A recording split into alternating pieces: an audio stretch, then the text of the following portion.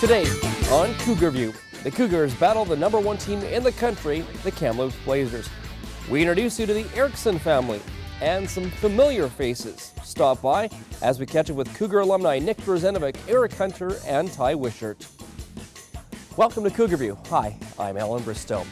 The last time we saw you, the Cougars were riding a modest 2-game winning streak. Up next, though, would be their biggest challenge of the season as they would travel to Kamloops to take on the top team in the entire Canadian Hockey League. The Blazers on a tear to start the season, only losing once in regulation time. A slow start to this one is not a lot of shots fired at either netminder. The Blazers' best chance came early on the power play. 1 minute into the second, though, Troy Burke over to Alex Forsberg, a big rebound out to Mark McNulty. He puts it in for his third goal in the last 3 games. Cats up 1-0. Moments later, Jordan Tkach takes advantage of a turnover, but Cole Cheveldave makes the big stop. A minute and a half into the third period, the Blazers get back on even terms. Matt Needham puts in his 4th of the season, the game tied at 1. The teams would exchange a few more chances in the third, but Mac Engel comes up big on this stop. At the other end, Cheveldave, huge with a mad scramble out in front of his net, but he keeps the door shut. Off to overtime. Late, the Cougars on a 2-on-1. Local product Dylan Willick gets bumped into the crease and falls awkwardly.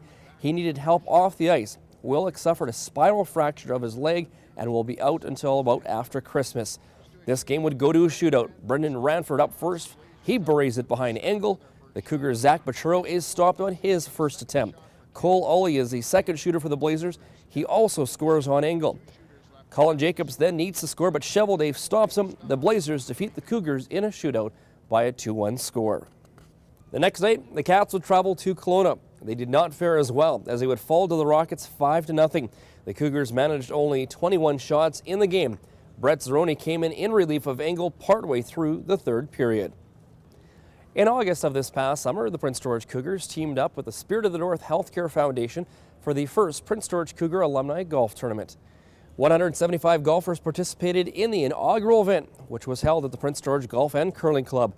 100 local businesses provided sponsorship for the tournament. The event was very successful, and on the Cougars home opener, a check in the amount of $25,156.30 was presented to the Spirit of the North Healthcare Foundation.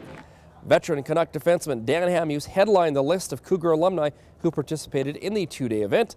Other Cougar alumni included Eric Hunter, Nick Drazenovic, Ty Wishart, and Ronald Petrovicki. Today, we talked to some of those Cougar alumni, starting with local product Nick Drazenovic. Drazenovic currently playing for the Springfield Falcons of the American Hockey League, the Columbus Blue Jackets farm team. As a Cougar, Drazenovic put up some impressive numbers, including his career-high 30 goals and 33 assists in the 05-06 campaign.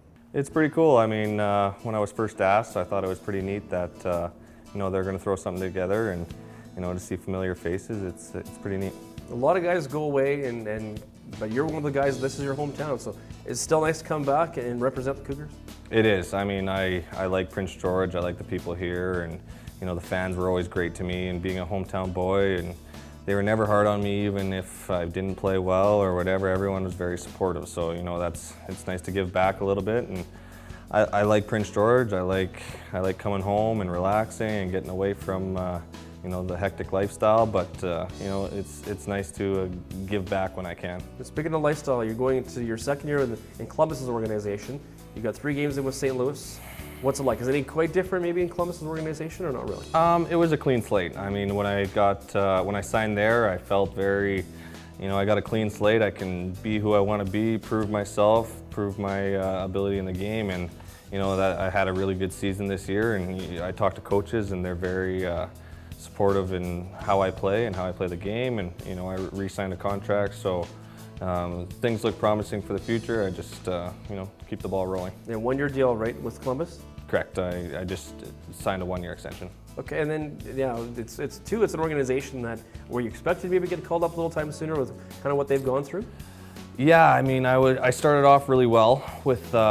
The season went really well at the start, and it was just really, no one had got hurt when I started playing hot, and I got a concussion, and I think the next week a guy got called up, and who knows if it would have been me, but we can't think of that now. And then when I came back, they were out of the runnings for even any sort of playoff spot, so they just started calling up young prospects, and that's understandable. We were making a playoff run. We wanted to be in the playoffs, so you know, it was good for me to be down in the A and give to the team what I could. What's the future hold? I mean, obviously you want to keep going and make that jump. You did get a taste of those 3 games and hoping to get more. Yeah, absolutely. It looks promising. They have a lot of returning forwards. Obviously with the Nash trade, they brought in 2 forwards, so that eats up 1 spot. But I can't think about that. I just have to take someone's spot. I can't. In the past, I've thought of, you know, someone's got to hold a spot for me. I just have to take it. I just have to go in there and show that I can be better than somebody. And, you know, that's hard to wrap your mind around. But you know, it's the name of the game. There's only a certain amount of spots, and there's new kids coming in every year. So I just have to go in there with the attitude of just to earn a spot. On a personal level, tell us, newly engaged. Yes, that was pretty exciting. My family was all together in the backyard, and I talked to her father before and figured it would be a great weekend. And you know, my family is the closest to me and mean the most to me, so I figured that welcoming her into my family with my family around is a pretty fitting situation. And no one knew, and got down on a knee and asked her to spend the life with me. And an American girl, so future plans possibly up here, down there? I think we're going to have the wedding here. I have a lot of family and friends in town, and her family would love to see Canada, obviously, and plans are here. We don't know when, but we'll go from there. We don't know exactly the dates. Coming up after the break, we'll introduce you to the Erricsons, and we'll get reacquainted with Cougar alumni defenseman Ty Wishart.